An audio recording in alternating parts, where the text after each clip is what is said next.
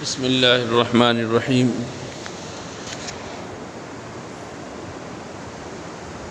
کئی دنوں سے میں آپ کے سامنے جھوٹ اور اس کی قسموں کے بارے میں ذکر کر رہا تھا اور بتایا کہ شریعت مطہرہ نے کس طرح ہمیں جھوٹ سے بچایا۔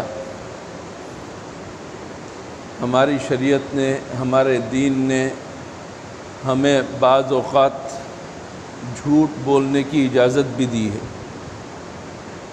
دلچسپ بات بتا رہا ہوں کہ بعض اوقات جھوٹ بولنے کی اجازت دی ہے۔ وہ کون سے اوقات ہیں، کس موقع پر جھوٹ بولنے کی گنجائش ہے؟ حضور اکرم صلی اللہ علیہ وسلم نے فرمایا، لیس الکذاب الذی یصلح بین الناس یقول خیرا وینمی خیرا۔ وہ شخص جھوٹا نہیں کہلائے گا جو لوگوں کے درمیان صلح کراتا ہے، جو خیر کی بات کہتا ہے اور خیر کی بات دوسرے کی طرف سے نقل کرتا ہے، منسوب کرتا ہے۔ دو فرد کے درمیان تنازع ہے، دو خاندان کے درمیان تنازع ہے، دو قبیلوں کے درمیان جھگڑا ہے۔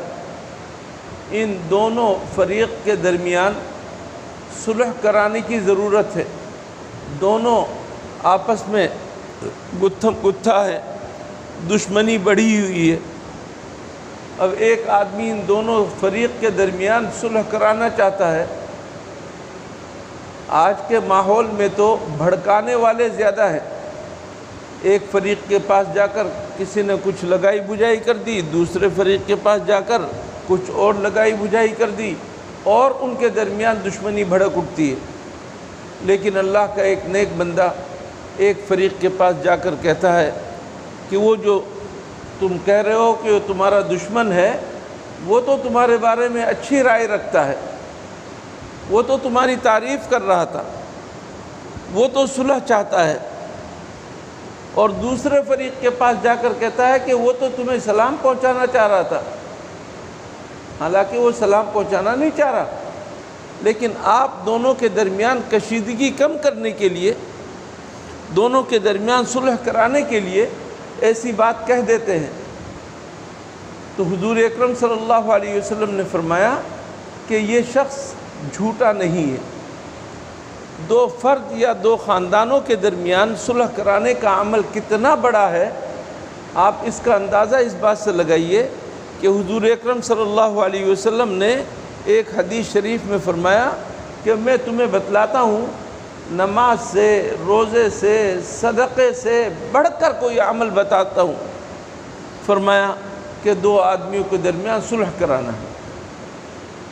حضور اکرم صلی اللہ علیہ وسلم جماعت کی نماز نہیں چھوڑتے تھے، لیکن ایک مرتبہ آپ صلح کرانے جو گئے تو وہاں اتنی دیر ہو گئی کہ آپ کی مسجد کی جماعت کی نماز ختم ہو گئی۔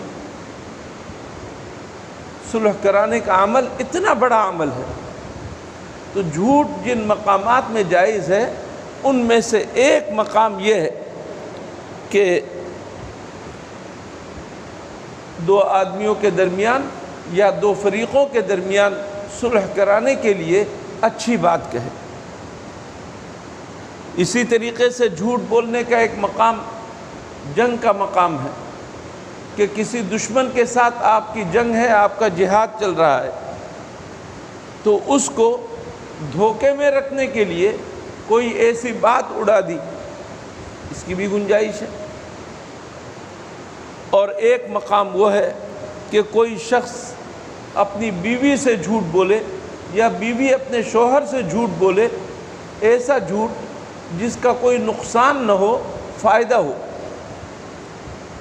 ایک شخص کو اپنی بیوی سے زیادہ محبت ہے نہیں، لیکن وہ جھوٹ موٹ کہتا ہے کہ مجھے دنیا میں سب سے زیادہ محبت تم سے ہے، یا بیوی کہتی ہے کہ میرے نزدیک تم سے زیادہ اچھا شوہر کوئی نہیں ہے، اور وہ جھوٹ بول رہی ہے، وہ اچھا نہیں سمجھتی۔ یہ شوہر جھوٹ بول رہا ہے، زیادہ اچھا نہیں سمجھتا، اس کے باوجود ماحول کو خوشگوار بنانے کے لیے آپس کے تعلقات کو درست رکھنے کے لیے اگر اس طرح کی جھوٹی بات کہہ دے تو اس میں کوئی حرج کی بات نہیں۔ اس کا مطلب یہ ہوا کہ آدمی کو اپنے گھر کا ماحول درست رکھنا چاہیے۔ فتنے کو ہوا دینے والی بات اگر سچی ہو تب بھی وہ بات نہیں کرنی چاہیے۔ شعلے کو بھڑکانے والی بات ہو تو اس بات کو میں تو سچ کہوں گا، اور سچ کڑوا ہوتا ہے یہ کہہ کر آپ نے دھم سے بم مار دیا تو اس کا نقصان ہو۔ سعدی شیرازی رحمۃ اللہ علیہ کا نام آپ نے سنا ہوگا، بہت بڑے عالم اور بزرگ گزرے ہیں۔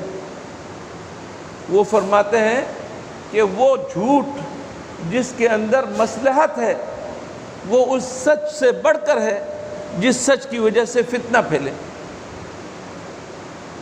ایک سچ ہے جس سے فتنہ پھیلتا ہے، اور ایک جھوٹ ہے جس کے اندر مصلحت ہے، منفعت ہے، اس کے اندر فائدہ ہے۔ تو کہتے ہیں کہ جھوٹ کو اختیار کر لو، سچ کو چھوڑو۔ لیکن میرے دوستو، جیسا کہ میں نے اتنے دنوں سے آپ کو بتایا، جھوٹ اللہ کے نزدیک حد سے زیادہ بری چیز ہے۔ اگر کوئی شخص بلا وجہ جھوٹ بولے، جو شرعی وجوہات میں نے بتائی ان کے علاوہ جگہوں میں جھوٹ بولے گا، تو اس کی وجہ سے کہتے ہیں اس سے اتنی زبردست بدبو نکلتی ہے، اس کے اندر سے اس قدر زبردست سڑان نکلتی ہے کہ فرشتے میلوں دور چلے جاتے ہیں۔ فرشتے جو ہماری حفاظت کے لیے ہیں وہ میلوں دور چلے جاتے ہیں۔ اللہ تعالی ہمیں ان باتوں کو سمجھ کر عمل کرنے کی توفیق عطا فرمائے۔ اللہم لک الحمد للہ نفسی ثناء علیک انت کما اثنیت علی نفسک، اللہم صلی علی محمد۔